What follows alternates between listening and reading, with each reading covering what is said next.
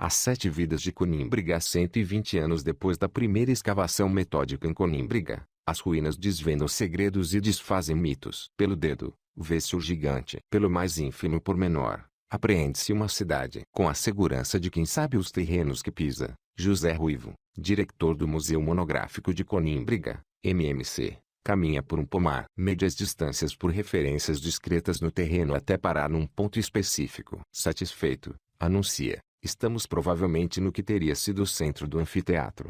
É uma afirmação estranha face ao contexto que nos rodeia e que a esmagadora maioria dos visitantes das ruínas nunca conhece. Na cidade antiga de Conímbriga, porém, nos últimos 120 anos frases como esta passaram a fazer sentido. Conímbriga não é só a área já escavada e restaurada. Como um iceberg, há um sétimo da área total à vista. O resto permanece sob a superfície, aguardando melhores dias da fase de maior monumentalidade da vida da cidade. Conhecem-se muitos dos edifícios principais. O fórum foi amplamente escavado e é hoje um dos ex-libris das ruínas. As termas testemunham também a sofisticação desta pequena cidade de província. As casas dos mais abastados proprietários, a Casa de Cantabeira e a Casa dos Repuxos, sinalizam ao visitante a falsa percepção de opulência, real no mundo romano, sim, mas à disposição de uma escassa percentagem da população. O arqueólogo Virgílio Hipólito Correia, especialista deste território, costuma brincar: muitos visitantes veem os mosaicos e suspiram, como seria bom morar no mundo romano. Costumo contrapor e dizer: sim, se fizesse parte da fatia de 3% dos privilegiados. Em contraponto face aos espaços arqueológicos que os cerca de 100.000 visitantes anuais das ruínas conhecem, os três arcos do anfiteatro, em plena Condeixa Velha, constituem uma experiência mais íntima com o mundo que os gerou. Chegaram a servir de abrigo para pessoas e curral para animais, protegidos do calor e do frio durante gerações pela arte dos engenheiros romanos. Desentulhados nas grandes intervenções da década de 1930, a sua articulação com a cidade só foi devidamente estabelecida nos anos 1970, pois a estrutura ficava fora da muralha da Antiguidade Tardia. O restante anfiteatro está ainda soterrado, colonizado por árvores de fruto, ervas e silvas. Até ao dia em que seja possível escavar e conservar este edifício, resta usar a imaginação e, aos poucos, as figueiras e cerejeiras vão desaparecendo da paisagem, o latido dos cães esbate-se, o solo argiloso vai dando lugar à areia e, na nossa mente, começa lentamente a emergir um anfiteatro romano. O viajante Gaspar Barreiros escreveu em 1561 no livro Chorogragia: acham-se ainda hoje no dito lugar de Condeixa muros, aquedutos, sepulturas, pedras escritas de letras romanas em que está o nome de Conímbriga. Numa curiosa viagem de Coimbra a Roma, Barreiros usou os velhos itinerários romanos como mapa. Durante séculos, desde o abandono de Conímbriga, muitos eruditos tinham tomado a cidade referida nas crônicas clássicas como Coimbra, a M1 dos romanos. Barreiros mediu distâncias e intuiu que as ruínas que avistou deveriam corresponder à antiga Conímbriga abandonada, pilhada e sobretudo esquecida. Do ponto de vista de conservação, Gaspar Barreiros foi um pioneiro, acrescenta Pedro Salles, conservador restaurador do MMC. Ele aponta claramente no século X veio o problema da expoliação das pedras antigas e deixa explícito um pedido ao rei para que reúna as inscrições romanas dispersas pela paisagem. O conservador restaurador Pedro Salles tenta identificar uma moeda de ouro. Passaram séculos e Conímbriga não deveria ser mais do que uma zona de passeio para eruditos, implantada numa zona rural, diz Hipólito Correia. Em 1838, Alexandre Herculano, na revista Panorama, faz eco igualmente das gastas ruínas da Colimbria, Conímbrica ou Conímbriga dos romanos. Ocasionalmente, o sacho de um agricultor esbarrava em tijolos, mosaicos ou pedras. Na segunda metade do século XIX, o antiquarismo, já ativo em Itália, faz-se sentir também na zona de Condeixa. Algumas campanhas dispersas recuperam artefactos. Reutilizam-se materiais nobres. Em 1899, precisamente há 120 anos, o bispo de Coimbra Dom Manuel Corrêa de Bastos Pina persuade a rainha Dona Amélia a financiar a primeira escavação oficial em Conímbriga. Fizeram valas de sondagem dispersas, como então se fazia, e retiraram alguns mosaicos, conta José Ruivo. Mandaram também pintar uma bonita aguarela com o sítio e os pontos intervencionados, mostrando ao público o que se tinha feito. A investigação prossegue assim, aos solavancos e ao sabor do dinheiro disponível.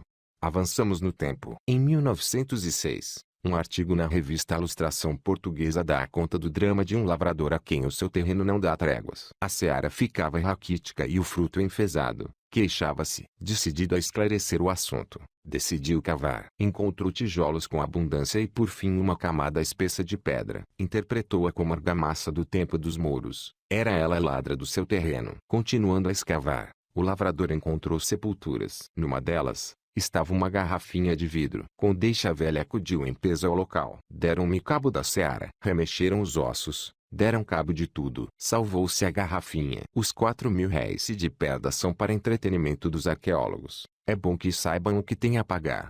Após a primeira campanha metódica realizada em Conímbriga em 1899, foi encomendada uma aguarela a um artista francês para representar a área intervencionada. O objetivo era mostrar aos eruditos que visitavam o espaço a amplitude do trabalho que tinham pela frente. Episódios burlescos como este foram comuns e documentam também a relação por vezes tumultuosa entre a população local e a comunidade científica. Em 1911, realizou-se mais uma campanha curta de escavações, mas a verdadeira oportunidade chegaria 2 décadas depois. Virgílio Correia, arqueólogo da Faculdade de Letras da Universidade de Coimbra, coordenou os trabalhos, incentivados por um factor externo. O Congresso Mundial de Arqueologia e Pré-História de 1930 teria lugar em Coimbra e a universidade desejava ardentemente mostrar aos congressistas um espaço arqueológico capaz de rivalizar com Pompeia e Ostia. Então os principais motivos de entusiasmo na arqueologia europeia. A faculdade adquiriu uma parcela de terreno,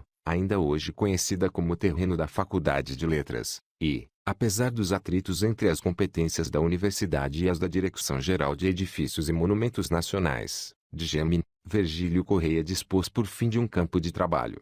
Entre 1930 e 1944, ano da morte acidental do coordenador dos trabalhos, Conímbriga viveu a primeira fase de atividade arqueológica intensa. As escavações foram muito inspiradas no que se estava a fazer em Pompeia, diz Virgílio Hipólito Correia. Planearam escavar toda a cidade até ao limite da muralha. Cometeram alguns atropelos. Ainda hoje, temos muitos materiais recolhidos nesse período sobre os quais pouco mais sabemos para além da circunstância de terem sido encontrados em Conímbriga. Nas Termas do Sul, ainda nos anos 50-60, limitaram-se a desentulhar sem método, sem relatórios, nem perfis estratigráficos. Ao abrirem um sector destinado ao parque de estacionamento das ruínas, os operários identificaram a Casa dos Repuxos. No Diário de Coimbra, Virgílio Correia anunciava suas ideias. Algumas eram pitorescas, outras vingaram. Foi ele que determinou que os mosaicos deveriam permanecer in situ em vez de serem transferidos e também foi o primeiro a propor a criação de um museu nas ruínas, diz o arqueólogo. A morte inesperada do coordenador das escavações interrompeu os trabalhos. Em 1952,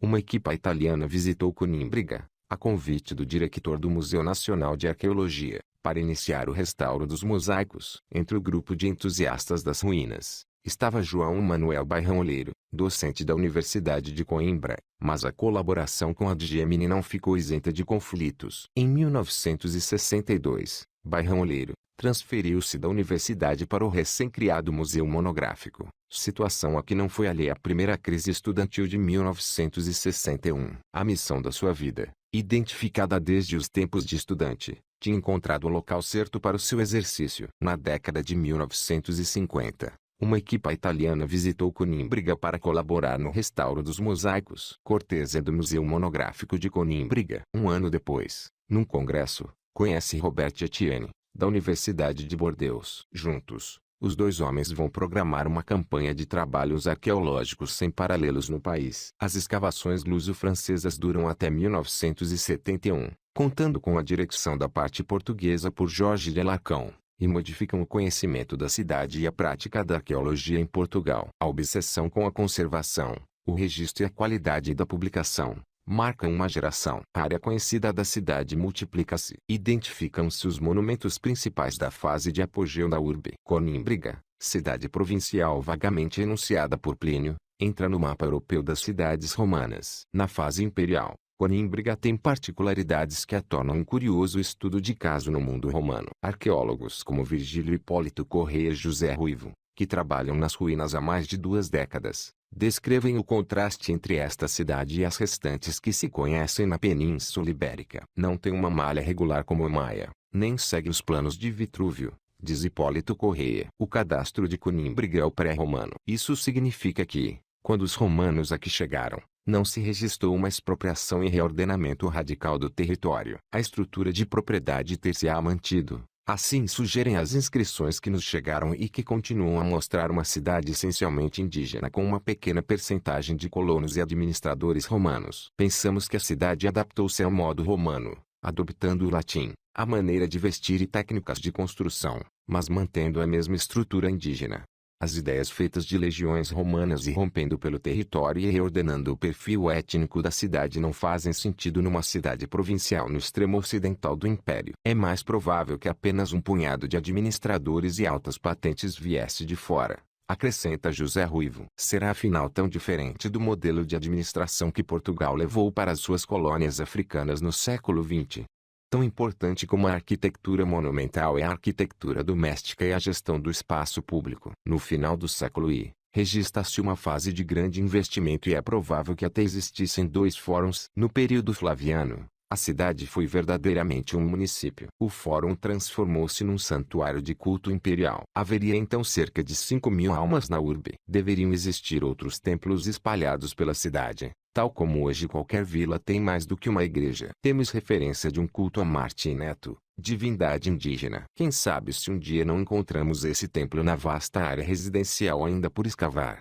Diz Hipólito Corrêa. O sistema de canalizações de chumbo perdurou até os nossos dias. A cidade dispôs também de um bom sistema de evacuação de resíduos. Não encontramos lixeiras do século I ou do século II.